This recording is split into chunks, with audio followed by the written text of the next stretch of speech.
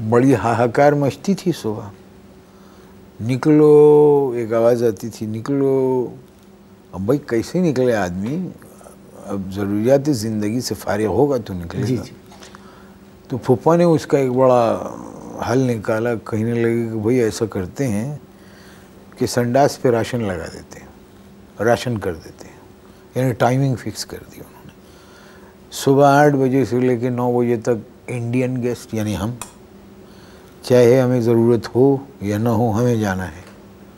ये उन्होंने कह दिया कि दिखावे के लिए आप चले जाइएगा, लेकिन जाइएगा ताकि वो टाइम आपका है, उसमें आप जाएं। एक डिसिप्लिन कायम रहेगा, कहने लगे दूसरों के लिए भी। अब हम तो डिसिप्लिन के पाबंद लोग हैं। उनका ठीक है, 8 बजे से 9 बजे तक हमारे लिए इंडियन गेस्ट के लिए, 9 बजे से 10 बजे तक के लिए गेस्ट फ्रॉम सक्खर, और 10 बजे से लेके दोपहर 2:30 बजे तक के लिए गेस्ट फ्रॉम लाहौर। तो ये 4.5 घंटे लाहौर के गेस्ट। वो असल में 8 आदमी थे, खाते भी बहुत थे, और खाते भी बहुत थे। खैर साहब, ये सूरत हाल बड़ी गंभीर। अच्छा, ढोलकी का बताएं, ढोलकी क्या हुआ? भाई ढोलकी का क्या बताएं आपको, बस अजीब व गरीब सिचुएशन थी। ढोलकी शुरू हुई, ठीक है, मेहमान बैठे हुए हैं घर में। अब क्या किया इन्होंने, बाहर हमने एक अजीब तमाशा देखा कि 5 काले स्याह रंग के आदमी, और उन्होंने पीले रंग का उस सड़ी हुई गर्मी में वो कपड़ा पहना हुआ था, और ये ऐसा लग रहा था जैसे कपास के खेत में भैंसे घुस गए हों, और वो एक मार बड़ा सा ढोल लिए वो बजा रहे हैं, धड़ धड़ धड़ धड़ धड़ धड़, कान पड़ गया, आवाज़ सुनाई नहीं दे रही है। अब अंदर का सूरत हाल ये थी कि हमारी फूफी ने एक छोटी ढोलकी भी मंगवाई थी, जो वहाँ की औरतें जो गाती हैं ना बैठ के। जी, लड़कियाँ बैठ के गाती हैं। अच्छा, वो छोटी सी ढोलकी जो थी वो किसी बच्चे ने कैंची मार मार के उसे फाड़ दिया था। अब जब ढोलकी आई फटी फुस हालत में, तो हमारी फूफी जो हैं वो चराखबा हो गई। और उर्दू जब नई नई बनी थी उस ज़माने में, जो गालियाँ बनाई गई थी उस ज़माने की गालियाँ खूब दी उन्होंने। बड़ी मुश्किल से पप्पा ने आके उनको ठंडा किया और कहने लगे भाई ऐसा है कि बाहर जो वो पीले रंग के कपड़े पहन के जो बड़ा वाला ढोल बजा रहे हैं, मैं वो मंगवा देता हूँ, तो आप उससे काम चलाइए। खैर साहब, वो बड़ा वाला ढोल मंगवा लिया गया। अब सूरत हाल ये थी कि खातून जो है वो बड़ा वाला ढोल लेके बैठ गई, और ढोल के पीछे पूरी छुप गई। यानी सिर्फ ऐसा, अगर विजुअल में देखते आप उसको, तो सिर्फ ऐसा लगता कि जैसे जादू हो रहा है, और सिर्फ 2 हाथ जो हैं वो ठीक ठीक ठीक ठीक ठीक ठीक यूँ कर रहे हैं। लिए साहब 20 बेसुरी औरतें जमा होकर उन्होंने अमीर खुसरो के शादी ब्याह के गीत गाने शुरू कर दिए। और मैं यकीन से आपसे कहता हूँ कि अगर अमीर खुसरो ज़िंदा होते तो वो गाने सुनने के बाद यकीनन ये कहते कि ये तलाक़ के गीत मैंने नहीं लिखे। ये खाने वगैरह क्या होता था? भाई खाने का बड़ा अजीब और दिलचस्प किस्सा है। वो खाने का किस्सा कुछ इस तरह से है कि फुप्पा के कोई जानने वाले हैं जिनके बन कबाब के 2 ठेले हैं। अब उन्होंने क्या किया कि वो बन कबाब के ठेले जो हैं घर के बिल्कुल सामने लगवा दिए। अब वहाँ पर सुबह नाश्ते में बन कबाब, दोपहर के खाने में बन कबाब, शाम की चाय में बन कबाब, रात के खाने में बन कबाब, और वो भी एक। अगर गलती से कोई दूसरा मांग लेता था तो नाना वो पप्पा करते थे उनसे बदतमीज़ी।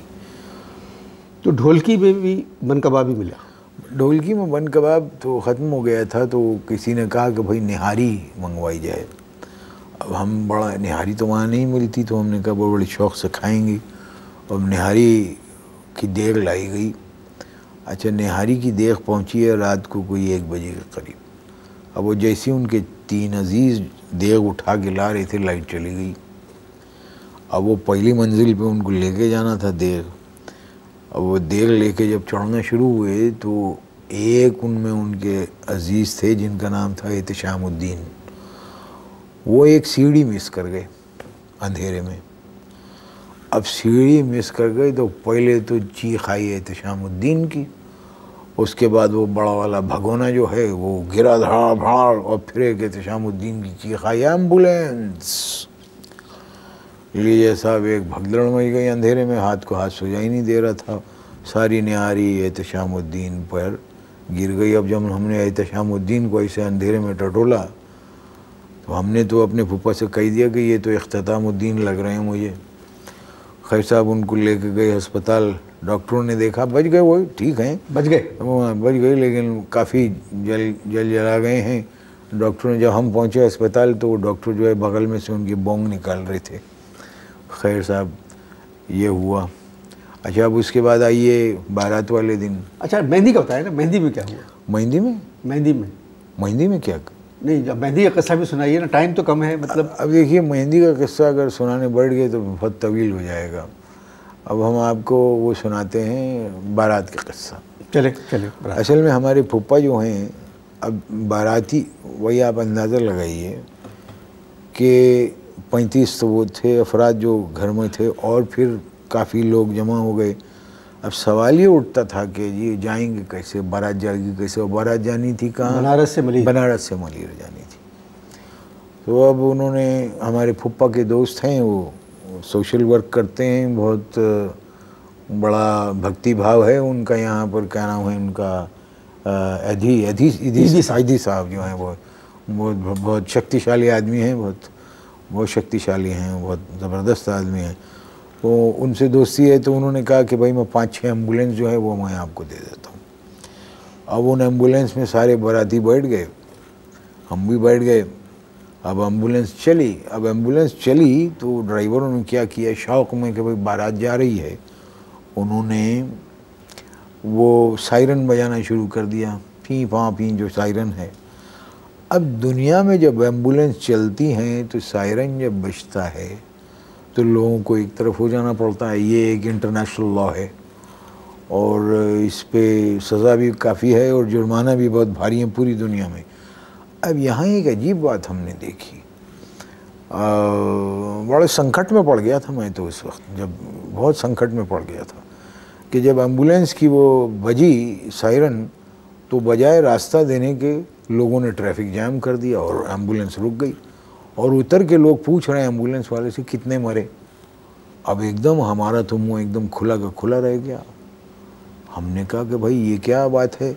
खैर साहब, अब एम्बुलेंस चलना शुरू हुई, बड़ी मुश्किलों से साहब मलीर के पुल तक पहुंच गए। अब जैसे वहाँ पहुँचे तो हमारा रास्ता बंद, वहाँ पुलिस खड़ी भी थी। अब पुलिस कहने लगी कि जी वापस जाइए आप। हमने कहा भाई कैसे वापस जाइए, बारात है। हम चूँकि अगली एम्बुलेंस में बैठे हुए थे इसलिए हम ही उतर के बात करने लगे। तो हमारे लबो लहजे से वो पहचान गया पुलिस वाला, कहने लगा फॉरेनर लगते हो। हमने कहा जी हम विदेश से आए हैं, हिंदुस्तानी हैं। तो कहने लगे कि देखिए आप यहाँ से चले जाइए क्योंकि आगे हो रहा है झगड़ा, और झगड़े में कहीं आपको रगड़ा ना पड़ जाए, इसलिए आप झगड़े में मत जाइए। तो हमने कहा भाई पहुँचने की क्या जरूरत है। फूफा कहने लगे कोई बात नहीं, आज वॉक करेंगे। कहने लगे कि वॉक क्यों, एम्बुलेंस तो खड़ी थी। एम्बुलेंस खड़ी थी। उन्होंने कहा कि भाई अब ये एम्बुलेंस से जाएंगी, अब इनकी ज़रूरत है। एम्बुलेंस तो चली गई, सारी उतार के चली गई। और फूफा कहने लगे कि वॉक करेंगे। कहने लगे 68 में हमने आखिरी दफ़ा वॉक की थी, जगह ही नहीं मिलती, वक्त ही नहीं मिलता। कहने लगे इसी बहाने वॉक करेंगे।